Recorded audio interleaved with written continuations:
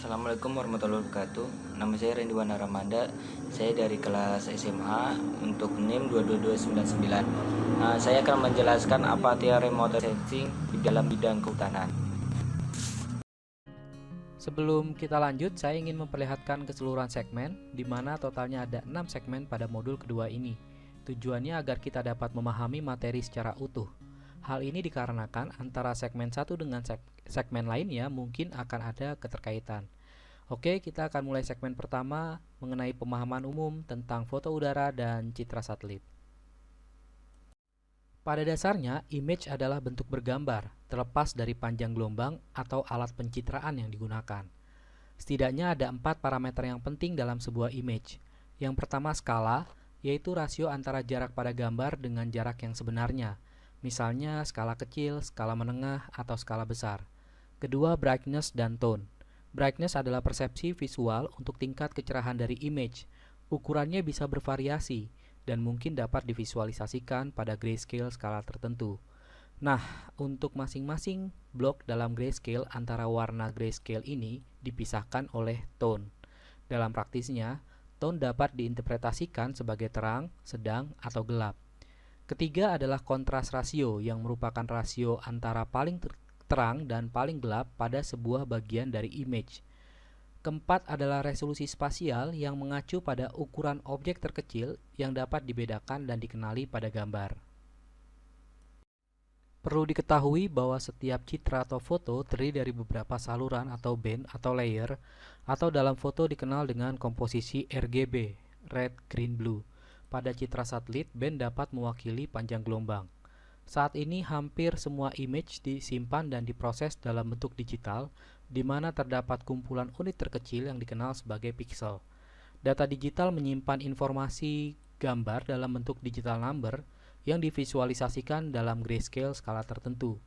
Jika dilihat lebih detail lagi, setiap pixel pada band menyimpan informasi digital number.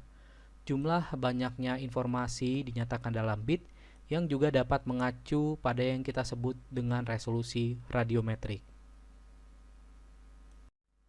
Jika Anda perhatikan, saya sempat menyinggung masalah resolusi spasial dan resolusi radiometrik. Sebenarnya apakah resolusi itu?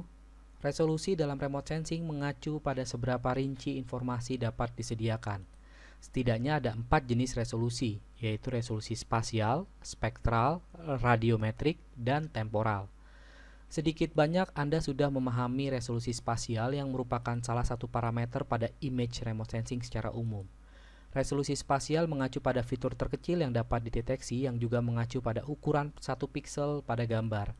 Semakin tinggi resolusi, maka ukuran pixel menjadi semakin kecil dan dapat mendeteksi fitur permukaan yang lebih jelas ketimbang resolusi spasial yang rendah.